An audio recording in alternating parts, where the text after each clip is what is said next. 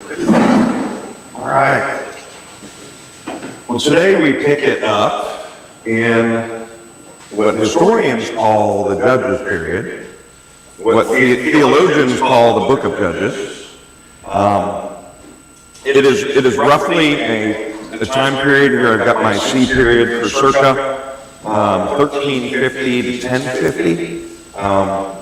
Those dates are really kind of fluid. We're not exactly sure. It could have been as early as 1400. The event that ends the Judges period around here in 1050 is the ascension of Saul to the throne, which is the beginning of the monarchy period, which we're going to begin next week. So we have a event certain that ends the Judges period, but we don't have a date certain even for Saul's ascension. So most historians like to put Saul at 1050, really easy to remember, David at 1000 BC. Everybody can remember that, right?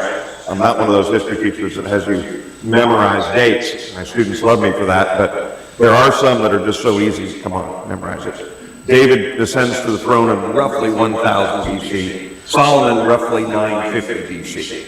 Now, as I mentioned, the Old Testament, as it was originally written in Hebrew, didn't have numbers. And so it's kind of hard to figure out exactly. And of course, they also didn't know they were living in the BC era, so they weren't kind enough to label things the way that we do. So we really don't know.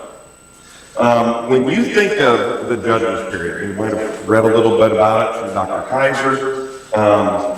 Just from your experience, maybe with the Book of Judges and your Christian walk, what comes to your mind when you think of the Judges? What comes to your mind? Can be anything. Louder would be good. The law. What else? Judging right and wrong. Right and wrong.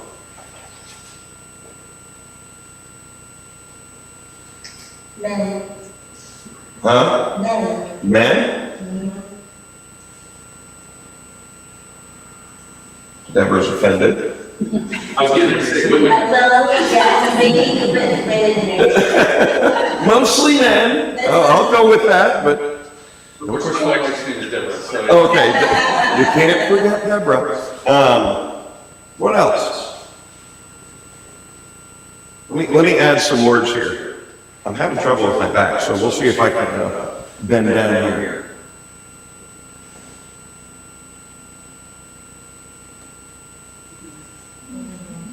Right?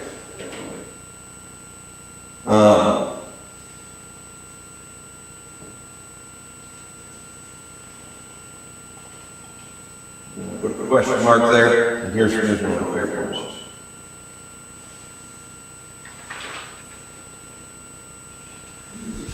Because Israel's not a nation yet, right?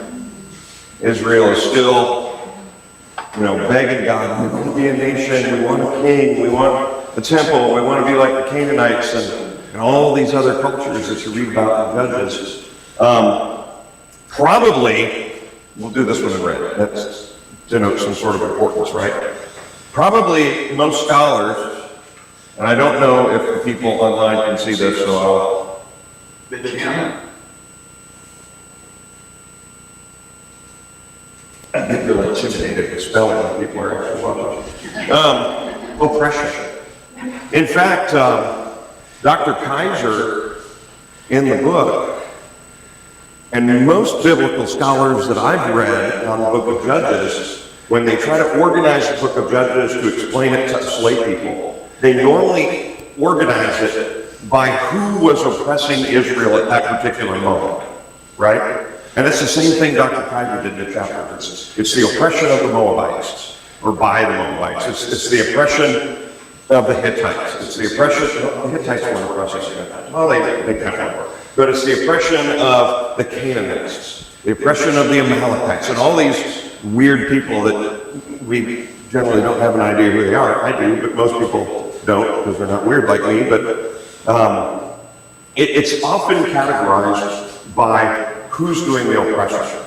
And theologians usually associate the various judges, I'm going to give you a list on here in a little bit, with this judge came to help with the oppression by fill in the blank, the Canaanites, the Moabites.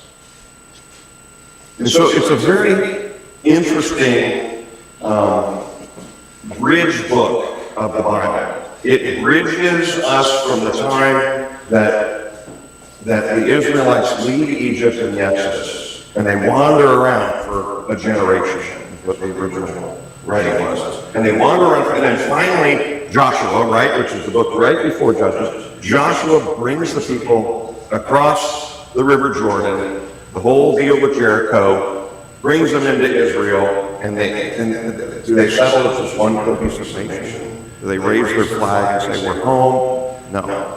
What really happens is this very sort of tribal organization where these judges, and I really don't know if I like the word judges from a modern Western standpoint, because when we think of a judge, we think, the guy in the black robe who's sitting up there listening to a legal case. I think a better descriptive term for what they were warlords or chieftains. Does that give you a better grasp of sort of what their responsibilities were? This was a chaotic place. The 12 tribes, they settle in areas, and you can look in the book of maps in the back of your Bible, and it'll have, here's the 12 tribes of Israel, and here's the land. Well, the map is a little misleading, because that's the land they inhabited, each of those tribes in that map, but they didn't control it. They were way second or third fiddle from controlling that land. They were surviving. That's pretty much all they were doing. They were keeping their heads down. It's like, oh no, here come the Assyrians. They're mean and nasty. We better hide the women and children and avoid trouble. And so they're just surviving. The Lord wanted his people to follow his instructions constantly, right? Through the law and through the prophets. But what do the people always do?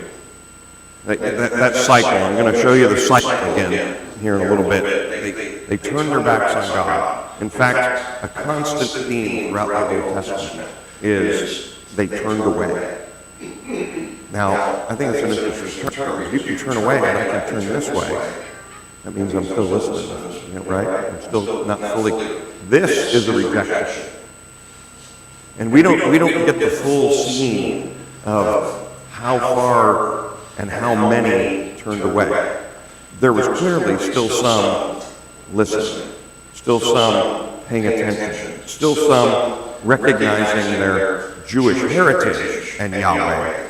But they're so heavily influenced by all of these Canaanite and other nationalities with all these polytheistic religions, and they're thriving.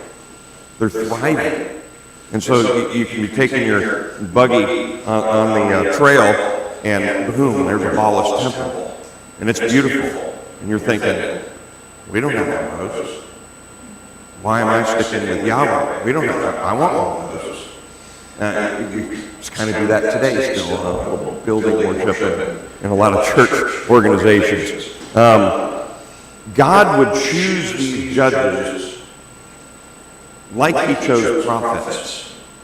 Not necessarily the same manner. A prophet usually has a line of direct communication with God, sometimes through a dream, but sometimes they hear his voice. Judges didn't always, they sort of rose to power naturally and usually militarily. And you see a lot of military stories in the book of Judges. Military freaks love the book of Judges because they get to, read about Jael and Sisera, tent peg through the head, and all this violence and battle scenes. Judges were first and foremost military leaders. I mean, you might think, wow, Deborah, that's really unique. It is really unique. Of course, you had a general who was doing a lot of the dirty work named Barak. Here we have the various judges. It's okay if you haven't heard some of these. It's not surprising. We definitely have some that you have heard of. I assume you've heard of Deborah. I assume that you've heard of Gideon. You may have heard of Gideon's son Abimelech. Jephthah is kind of well known. Samson, of course. Everybody knows the sight sound good Samson. You know about Samson. Then Eli and Samuel. And Eli and Samuel, some scholars don't put them as judges because they're sort of transitory figures between the judges period and the monarchy period. Because Eli and Samuel are the priests, the priestly class, and Samuel's the one who actually anoints Saul and actually anoints David and proclaiming him king. So, still categorized as judges. Generally, there are 15 judges recognized. We don't know if they knew each other. This was not a national organization. Each one would have been serving in their own respective area, in their own respective tribe. They didn't have a gathering of all the judges, a council, or anything like that. It wasn't that organized. It was very random and very local. It's something you really need to think about. It's hard for Americans to think about sometimes. Just very, very local. It would be like, okay, here's the tribe of Branson West. And we've heard about the tribe over there. Kimberly City, they're pretty close, but they really wouldn't have that much to do with each other, if anything at all. Again, you can't teach judges without throwing the cycle of disaster, the cycle of Israel serves the Lord, and again, Israel at this point is a very loose term for a non-connected, very spread out group of people. Israel falls into idolatry. Israel is enslaved. Israel cries out to the Lord. Figure out slavery is a bummer. God raises up a judge. Israel is delivered. Israel serves the Lord. What's awesome about the cycle of judges is you can apply it on a national level. You can apply it sometimes, unfortunately, on an ecclesiastic level, a church level. Catholic Church in the Middle Ages, many churches today who are very flexible on, the Bible. I can use the word minimalist. We talked about what that means. Don't give full credence to the Bible as the Word of God. And you can also apply the cycle of judges. You might use different words, but you can apply it to yourself. We all have this cycle, don't we? Even just the most upstanding Christians who are in the Word every day. That's why it's called Israel, which means what? Struggles with God. That's why he got the name Israel. It's a constant struggle. Internal struggle, external struggle, societal struggle, all of it. Who wrote Judges? Do we care? The author certainly lived in the early days of the monarchy. And I think it's more important that we recognize when it was written and why it was written than who wrote it. But we always go to the question of who wrote it. I'm not really sure. Many scholars think Samuel wrote it. Samuel was a prolific scholar and writer, 1st and 2nd Samuel. Probably involved in other writings, other books. It is written, and this is where we geek out, we in the history profession, it's written in a backwards-looking approach. It is written historically, looking backwards, and for a purpose. What do we think that purpose might be?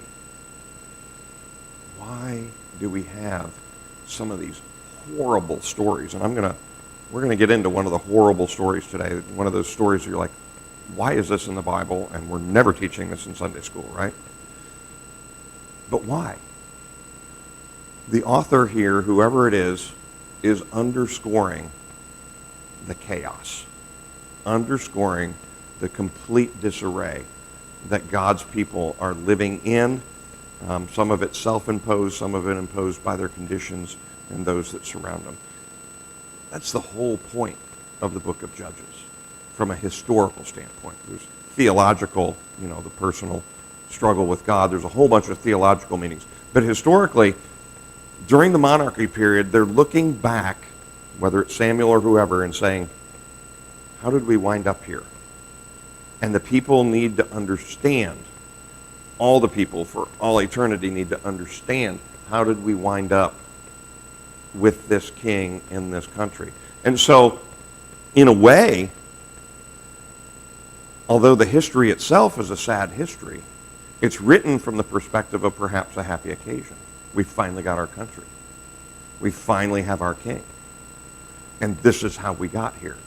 And one of the things that God gives us that so many histories of so many societies doesn't give us, we don't get these brutally awful stories about the Egyptians from the Egyptians. They only wrote about the good stuff. The historians working in ancient Egypt were the scribal class. Scribe is a predecessor really to the legal profession. They were the only ones who could write. And so people came to them, hey, I need a contract. I'm selling 10 goats and I want to swap it for this much wheat.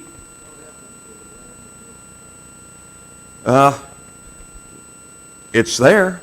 It's flowing. It's fertile. Everybody desires it, which is why there's so much conflict over it. Do you mean something other than, are you asking, is God violating his promise that, hey, I promised you your land?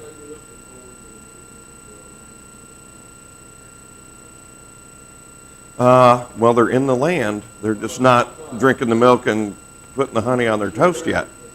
Right. Did God ever say when? No. God does that to me all the time. I wanted to move to the lake 4 years ago. I had to wait till a year ago, for the land of milk and honey. There's a whole lot more drastic. They have to wait generations. It's still there. It's still the promised land, but it's like when you say that God answers every prayer. He does. Does he answer it exactly the way that you want him to? Not very often. He answers it in his own way and in his own time. Remember, the Bible, again, is theological primarily, and so we're sort of looking at secondary purposes here. We're going to get into some theological purposes in the next few weeks too, but historically, that's a secondary purpose, and it's got many other secondary purposes too. Literary. We learn a lot about a people from their writings and their literature, right? This is the most prolific ancient Jewish writing that there is. There's a whole, and I told this in the first session, there's a whole block of books in the Old Testament that are categorized as the literary books. The Song of Solomon and Psalms and Proverbs, and that's all literature. The Psalms actually were songs. Don't you wish we knew the melodies? I wish we knew the melodies. But they were actually songs. And because this was an oral tradition society, songs were a very common way to help you memorize, right? We do it with our children. A, B, C, D, E, F, G. Right, you put it to a song. And you put it to a song they know. A, B, C, D, E, F, G. Twinkle, twinkle, little star. It's the same song. It's the same melody because we know it. How many of you didn't know that those were the same? Ba, ba, black sheep, have you any wool? Ba, ba, black sheep, same thing. You didn't know that? It's awesome to know, isn't it? I always stump somebody with that one, but you're like, oh my gosh, how long have I been singing those stupid songs and I didn't know they were the same melody? In many ways, it's a sequel to the book of Joshua. Joshua finally gets into the land. And the Judges is the Paul Harvey of Joshua, right? And now for the rest of the story. I've got an old enough crowd. I can say Paul Harvey and people know who he is. I can't do that with my students. It's frustrating. And so it's a sequel to the book of Joshua. And the rest of the story is juicy, it's gory, it's detailed, but it's not real good, is it? It's struggling. It's suffering. It's desiring to be in that land of milk and honey. It's desiring to have the temple. It's desiring to have the king. It's desiring to, put a team into the Olympics and have a national pride kind of thing. But not yet. Judges period, Israel was oppressed. There's that word oppression I put in red, by its neighbors. You see this refrain really beginning in the book of Judges, and you will see it throughout the books of Samuel. I always reference the book of Samuel because it was one book divided into two for our purposes. The book of Kings was one book divided into two for our purposes. and the book of Chronicles, Israel did what was evil in the sight of the Lord, right? You see that refrain time and time again. How do we know it was written during the monarchy period? I didn't mention that. Because there are references in the book of Judges that say Israel did not yet have a king. Well, you wouldn't have written that unless they already had a king, right? And so we know it was written during the monarchy period. Here is the hit parade of oppressors. Mesopotamians. Remember, Mesopotamia is that whole eastern stretch of the Fertile Crescent. It's Mesopotamia on one side, and Canaan on the other. Remember the map with Abraham. I probably should have put another map in here. The Moabites, which were to the east of Israel, below the Dead Sea on the other side. The Philistines, we've all heard about the Philistines. The Philistines were right along the Mediterranean Sea, sort of to the west of what will become Judah in the south.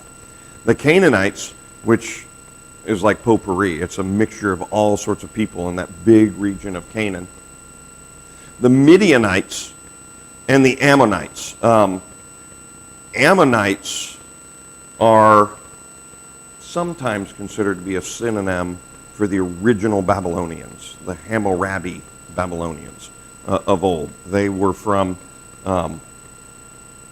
Hammurabi would build an empire in Sumer, where Abraham was from. He'd put all those city-states and he'd put them all under one umbrella, and that was the original Babylonian Empire. So frequently when you see the word Ammonites in Scripture, you're referencing the same people as the old Babylonians of Hammurabi. Judges is written during a time of extreme apostasy in Israel. The chaos was real. You guys familiar with the word apostasy? In my church history class, I require my students to go buy a purple pen, because whenever I use churchy words, I want them to write it in their notes in purple, the color of royalty. I want them to write it in purple pen. Apostasy, you can say that about a lot of segments of American society today. We are in a situation of great apostasy. We're in a situation of struggling with God, of struggling with our faith, struggling with our religion as a nation, as a people, and in large numbers. Probably happened in your family. It's happened in my family. Our children, grandchildren, growing up in an ungodly culture or a persuasive culture that is getting them to start to turn away from God. Yeah.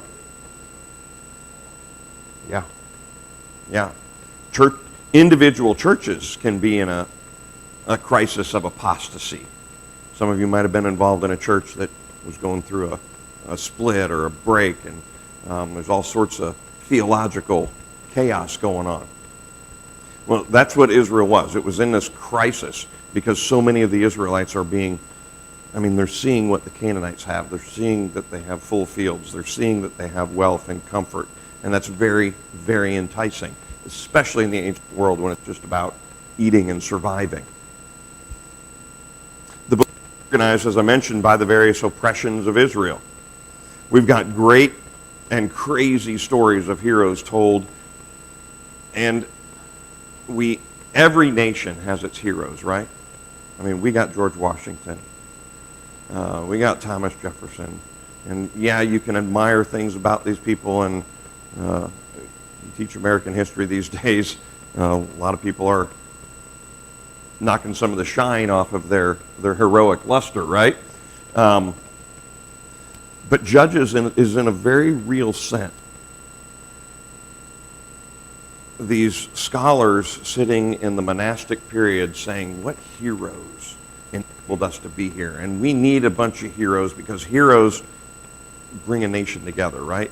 Heroes, mutual admiration by a large group of people. And so maybe the book of Judges is better called the book of heroes. They're fascinating characters. They all have flaws. One thing I just love about so much of the Old Testament is God is so willing to point out everybody's flaws. Kind of makes you like, oh, there's one of us. They're messed up too. But I'm not that. I was telling Chrissy earlier today, Judges always makes me feel like I got it together. Because I could not be as messed up as these people. I could do almost anything and not be as messed up as these people at this time. You know, you got Ehud. And Ehud goes and kills King Eglon. I almost did this one for Mark's benefit, but I used to give a sermon to youth groups about Eglon, who was big and fat. The Bible just calls him fat. It says when Ehud stabbed him, the knife went and just disappeared in his folds, you know. Got more folds than a road map. But so I call him Eglon the Hut. Gives you the image of what he looked like, right? Crazy story. Deborah, a woman. What's up with that? Way to go, God, right? You don't see any other societies touting women. Well, Egypt had a couple of Hatshepsut and Nefertiti and some prominent women, but always defined by the men. Gideon was a trickster. He was actually a lot like Jacob that way. Jephthah was an outcast. Samson was a Nazarite. Those guys were weird, right? John the Baptist. A nation undergoing serious and substantial political and religious turmoil. That's the picture of the book of Judges. The tribes fought among themselves.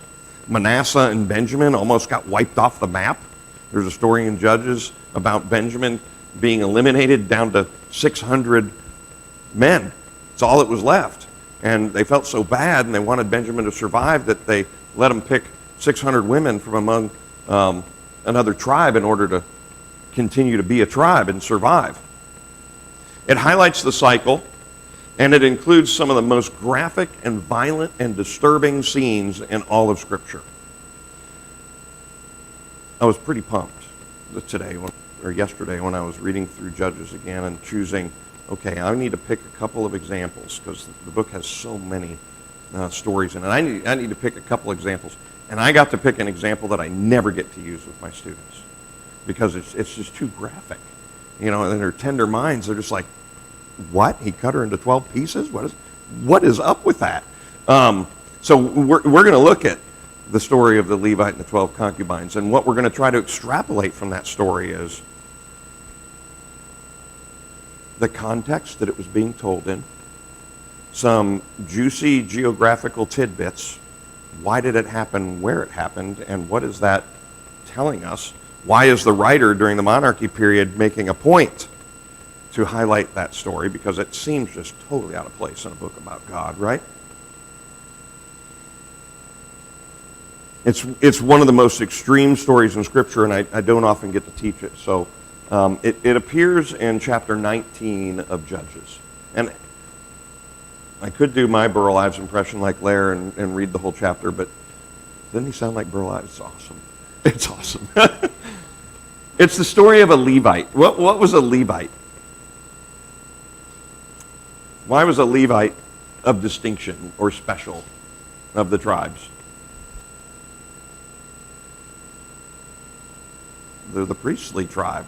They are the spiritual leaders of all of Israel. All the priests had to come from the tribe of Levi originally, right?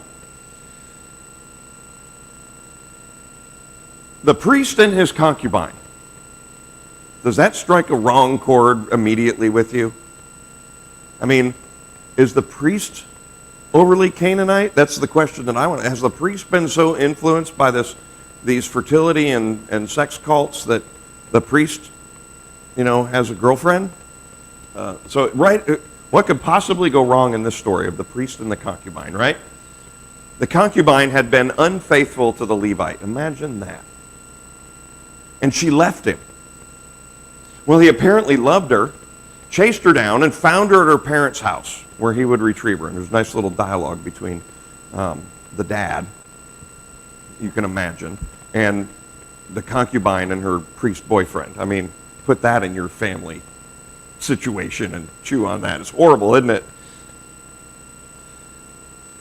He retrieves her and they start to head home. Well, they get on their booking.com and they find a really nice B&B in the town called Gibeah. And they stop there. And they get a room, and there's a nice man who gives them a room, and in the middle of the night, the Bible calls them the wicked men of the city, surround the Airbnb, and they start banging on the door. And how depraved are these men? What do they want? Anybody remember the story?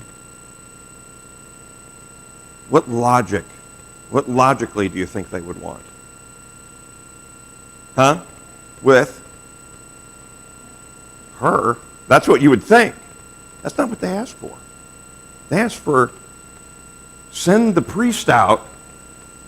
We want to get busy with the priest. Okay, you see why I can't teach this to my students. This great, honorable, chivalrous priest, what does he do? Does he fall on the sword for the love of his life? No, he's like, take her. I mean, does this give you a window as to what was going on in Israel at the time? Take her. Don't hurt me. I'm a priest. Take her. And they do.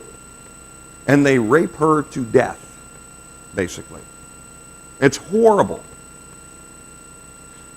The Levite retrieves her body in the morning, which is at the doorstep. He takes it home, gets out his farm tools, and cuts her into 12 pieces. And calls the UPS man and puts body parts in packages and sends them to the 12 tribes of Israel. What is up with that? What's the priest doing? Anybody have a thought? Other than being Jeffrey Dahmer about the whole situation, a serial killer, whatever. What are the tribes going to do when they receive from the knee on down, in a package of a woman? They're going to freak out. They're going to be angry. Probably had a little note with it. Rise up. This is what happened to us in Gibeah. The response was as expected. The priest took this situation and turned it into a civil war, a revolution. Those who received the packages of body parts said, such a thing has never been seen or done. We must do something. That's the first rational reaction in the whole story, isn't it? They are, I can't imagine. I mean, that's just not even relatable, how appalled we would be if somebody dropped a package with a body part on the front of the church step there, right? We got to do something. So speak up. He takes this horrible event and turns it into propaganda.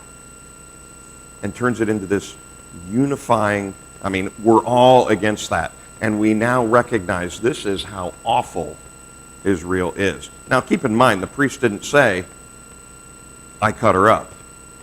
Or at least doesn't tell us that's what he said. It's just, we're having women in our country getting carved into pieces and sent to the leaders of the 12 tribes. That's pretty horrible, isn't it? You can go on any news website today and hear about what's happening in America, and there's some pretty horrific things happening in America, whether it's under a bridge in Texas or whether it's in Chicago on any given weekend. And we're not completely immune from it here in the Ozarks, are we? Speak up is the message. Don't just sit there and let this happen to your community. Speak up. It's a rallying cry. The leaders of the other 11 tribes sought to restore the tribe of Benjamin. The tribe of Benjamin didn't reveal the identity of the rapists or the murderers. Instead, they just wanted a war.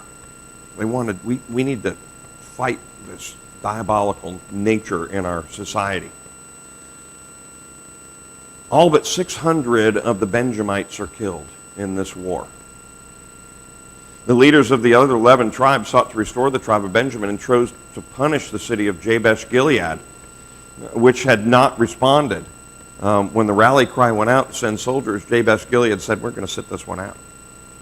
And so the leaders of the other 11 tribes decided to punish the city of Gibeah by saying, hey, The 600 surviving Benjamite men can now choose women from Jabesh Gilead in order to propagate their tribe and repopulate their tribe. Has the revolution made things better? I mean, that's pretty disgusting too, isn't it? Are you starting just from this story to get a sense of the depth of depravity that they were living in? And take it another level. What solution did they seek to this depravity?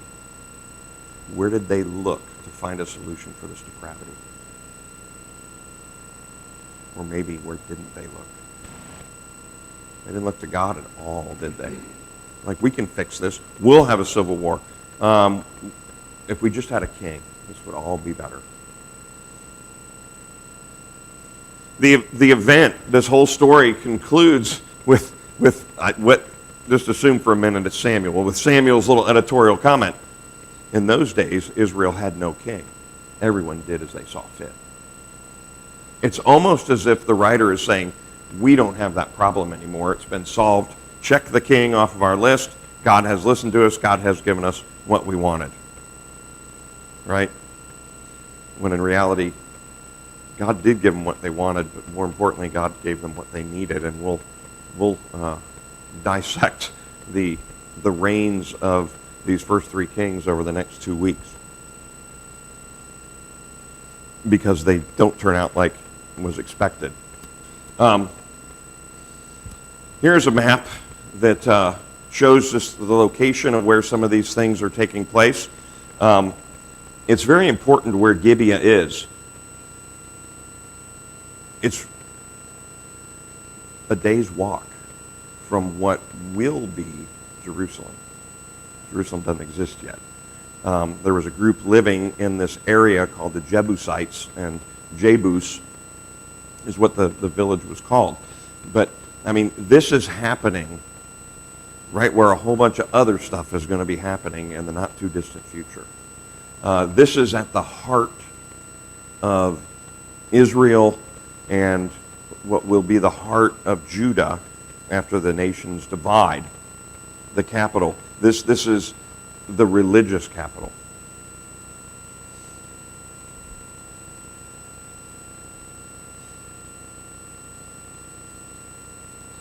It gives you all the locations there of the various things, including her house and where Gibeah was. And what lessons do we learn from Judges 19 other than ew, right? This is what happens when the law is spurned. Anybody concerned about the law being spurned in America today? We've got, all over this country, we've got district attorneys in urban areas who are refusing to prosecute crimes. I mean, whoever thought we would get to that point? Just 10 years ago, I would have never thought. We're never going to have prosecutors who decide it's unjust to prosecute crimes, right? It's chaotic. Everyone does as they see fit. Isn't that just the whole moral underpinning of secular humanism that's rampant in our society today? Your truth is sacred to you. My truth is sacred to me. There is no the truth. We are on the cusp of living in the Judges period. We really are. Incidents like this would lead to the demand for an Israelite king. Because even back then, some people believed the solution is in good government. If we just give them our resources and give them the power, then we don't have to worry about it. We're going to hand it off. You can't sense my pseudo-libertarian nature there by the smiley face, but it really reveals the need for a perfect king. Doesn't this reveal the need for a perfect king? Things were really bad, but the only perfect king they're not looking for. They're not even looking in that direction. How many times up to this point had God told them, you don't need a king. You don't need a king. You've got me. You don't need a king. I'm perfect. You've got me. They don't listen. They want to do things their own way. They're stubborn. They're like us, right? Whoever said the Old Testament isn't relevant? The other story from the book of Judges that I want to sort of pick out and highlight a little bit to underscore this whole context thing is Gideon. And we probably know a lot more about Gideon. It's a lot more sanitized story, although it has its brutalities as well. He's often referred to in your text as Jerubbaal. Jerubbaal. That was sort of a nickname. It's sort of like Israel struggles with God, except Jerubbaal means Gideon takes on Baal. He's Baal's adversary. That's his nickname. And his story appears in Judges 6, 7, and 8. Israel at the time was being oppressed by the Midianites, the Amalekites, and the Mesopotamians. That's quite a trilogy there. God calls Gideon to deliver Israel at the time. What does Gideon say when he's called? He gets out his book of excuses, right? Okay, God, why me? I'm just a guy. In fact, I'm not from a prominent family. And in that family, I'm the least, which means what? I'm the youngest son, probably, right? Is anybody already looking ahead? Where else does God choose younger sons? Huh? David. And? Huh? Joseph. A good one. And? Who succeeds David? His eldest son? No. His second son?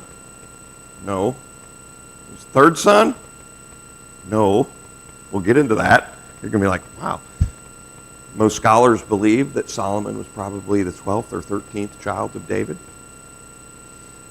No earlier than the 4th or 5th son. And fifth if you count the one who died in infancy, 4th son who lives into adulthood as far as the Bible tells us. Could have been further down the list.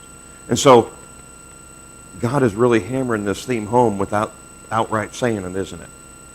I don't choose who society expects me to choose.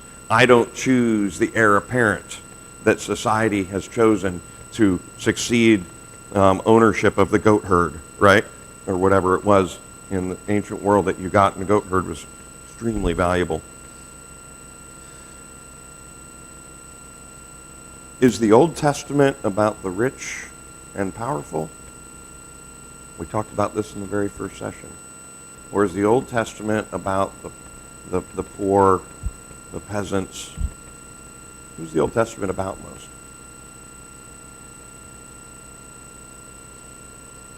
The what? That's the most common answer.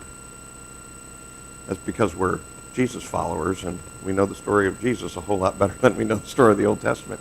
The Old Testament is a hit parade of the kings, of the power brokers. If you read Judges 6 through 8 very closely, you learn that Gideon has servants. He is a spoiled, rich boy who does not want to do what God calls him to do, right? God, I just want to take the goats to market or whatever and make a bunch of money and chase the girls. Is probably what Gideon was really all about. And so Gideon's like, why me? I'm not supposed to inherit. I'm not supposed to amount to anything. I'm the young. The expectations are low. I like them there. Leave me alone. Gideon lacks the faith and the courage to overcome an enemy. Gideon lacks the faith and the courage to overcome his own fears. Does that sound familiar to, you don't have to answer out loud, but to any of you internally? That I can't lead that ministry that Mark wants me to do. I'm not capable. Who am I, to lead a group of people in anything? Paul, if you go to Corinthians, says that God calls the weak and the foolish of this world. That's probably a Mark translation, but that's what Paul calls. He calls the weak and the foolish. That's what that word foolish there. Weak we get. He calls the foolish. He calls a lot of times the people who don't aspire to leadership roles. Have you ever, whether it's in a church or a corporate environment or a work environment, seen somebody get promoted and you're like, didn't see that one coming. I didn't know that he or she had it in them, and then lo and behold, they're awesome at it. It's like, wow. Well, God does the same thing. God does the unexpected, calls the unexpected people to do unexpected things. Gideon's first task is to destroy the altar of Baal. That's vandalism. That's against the religion of the Canaanites. That was something that he would have to sneak out in the middle of the night and do, and he was probably afraid to do it. But that's what he has to do. This shows how deep Israel has fallen. That Baal worship is everywhere. Baal worship is mainstream. Judaism is fringe. The townsfolk wanted Gideon killed for doing a righteous action. Got a typo there. They wanted Gideon killed. There was a lynch mob. He tore down the temple. It's not going to rain for months now because the Baal temple was torn. He's mad at us. And so they wanted him killed. So they go to Gideon's father, right? And they're like, hand him over.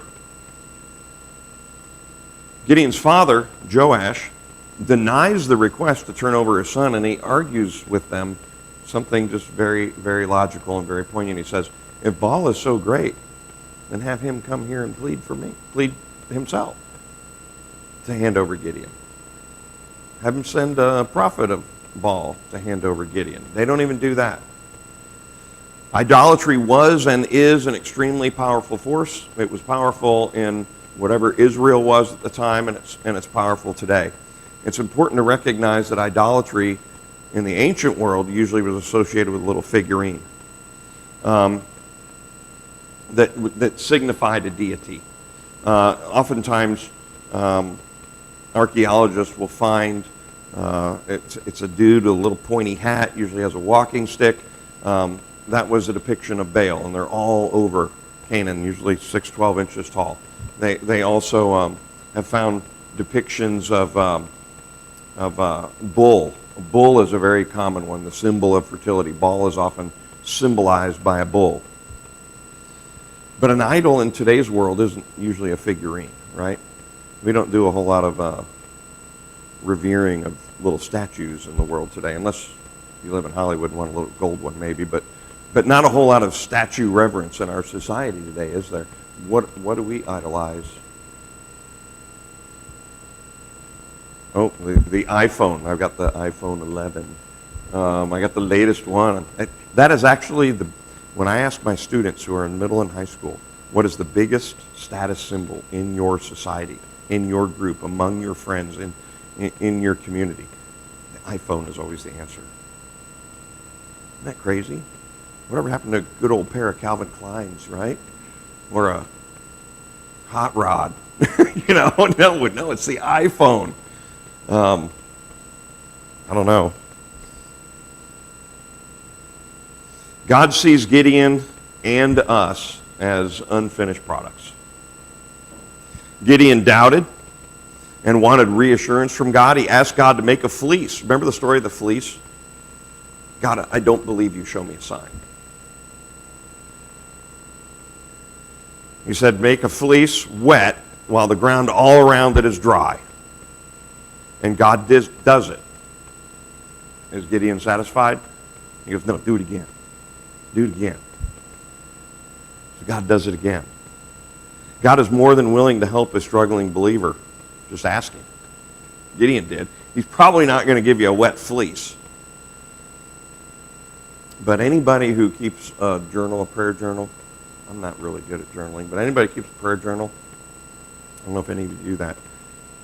Have you gone back to like the journal from 6 years ago and looked at it and see how God has responded to those requests? It's mind-blowing. It's mind-blowing.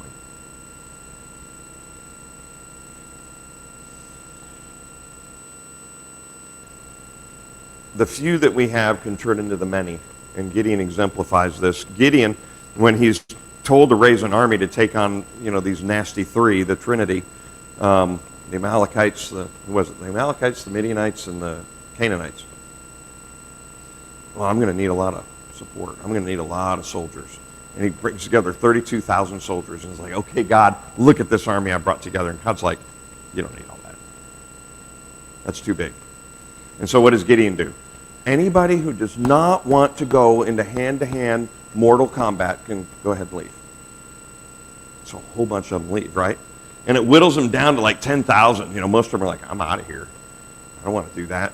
Whittles them down to 10,000. And he's like, okay, God, I've got it narrowed down. Here's my army. And God's like, you don't need all that. You don't need all that. In fact, that's not our strategy. Okay, God. And then all but 300 leave. And Gideon at this point is probably shaking his boots. He's like, are you serious? You want me to take on those murderous thugs with 300 dudes? God's like, yeah. Because God's going to demonstrate his greatness. Not Gideon's greatness. Not the Israelites' greatness. His greatness for all to see. And God does this more than once. One of the great things about the Old Testament is the constant subtle messages. The younger son. God taking care of your needs militarily when you should have no business even being on the battlefield. Remember the scene in Kings when the Assyrian army that had just conquered Israel, this would have been about 722 BC, they've just conquered Israel. They've taken all the women and they're going to breed Israel, the 10 tribes, out of existence. All the men have been killed. That's what Assyria does to the vanquished. Kills them, rapes them, burns them alive. There's stone tablets showing them doing that to their enemies. They're horrible. Well, here they are surrounding Jerusalem, right? They don't have a shot. They don't have a prayer. They do have a prayer. And they ask God for help. And God sends an angel of the Lord down, and 185,000 Assyrian soldiers are wiped out. And Sennacherib goes home with his tail between his legs and is like, I freaking lost to Jerusalem. And his people kill him, to the best of our knowledge. They're like, you can't be king. You're out. You lost to Jerusalem. He didn't want Judah to fall to the Assyrians. We're going to learn why. We're going to learn why when we get to the end of the monarchy period, when the nation is divided. And he allows the 10 tribes to fall to the Assyrians because they hadn't just turned this, they'd turned this. And you turn that far, God has a limit on how much he's going to tolerate. He lets them go. But he knows the Babylonians, the Neo-Babylonians, also called the Chaldeans, treat their defeated enemies very differently. And we're really going to expound on that when we get to that point. What do the men of Israel do when Gideon wins this unquantifiable victory with 300 men against a giant army? What's the very first thing they do? They get down on their knees and they say, thank you, God, for this great... No. What do? Hey, Gideon, want to be king? Right? They're so stuck on this. We need a man to come and save us. We need a man to come and save us. That's a theme throughout the entire Old Testament. Ultimately, what does God do? He gives them a man to come and save them. But who is that man? He's not a king. He's the show. He's the main dude. It's God. He sends himself to save us. Okay, that's what you're looking for? I'm going to give it to you, but I'm going to give it a little twist. They thought Gideon gave them the victory. Right? It's unfathomable that a man could have led to that sort of victory. It's impossible. Gideon replies shrewdly. Gideon knows where the source of the power came from. He's been exposed to it in a very real way. He says, I will not rule over you, nor will my son rule over you. The one who got you this victory is going to rule over you. And so everybody says kumbaya and goes to church, right? No. Because Israel, it was horrible. even when he's doing these miracles right in front of their face, they look to man. They don't look to God. They turn away. It's a constant theme in the Old Testament. They turn away. It really sets the stage, though, for the coming of the Messiah. But they aren't looking for that. And unfortunately, when the Messiah comes, many of them still aren't looking for it. It sets the stage also for a monarchy.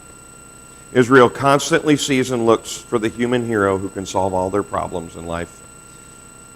If they were just more powerful and more secure, if we just had the right president, everything would be okay, right?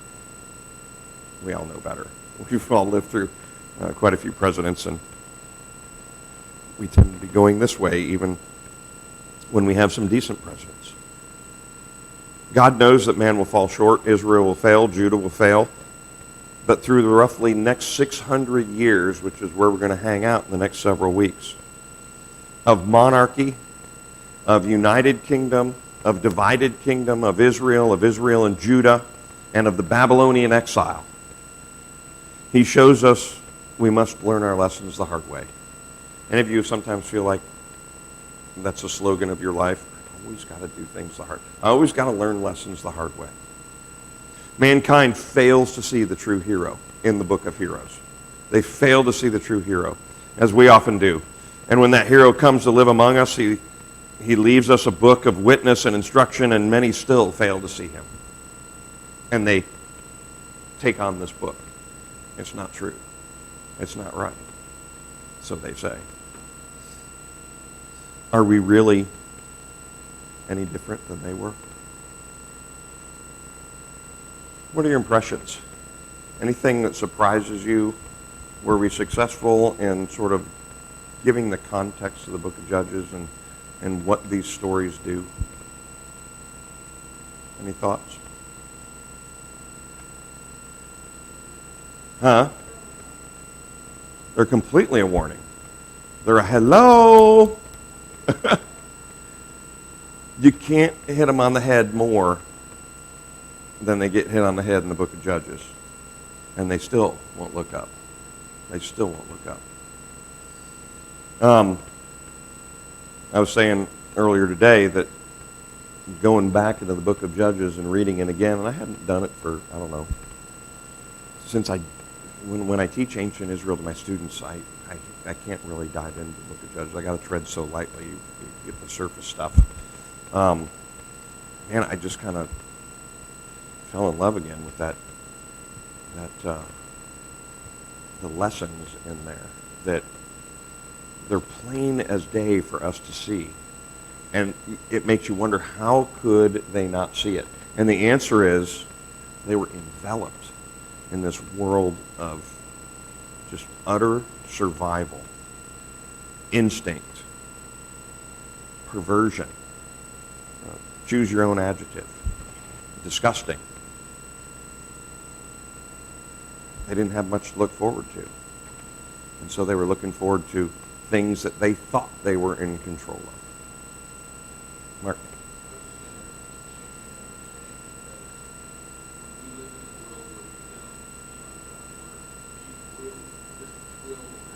It's not a question, right?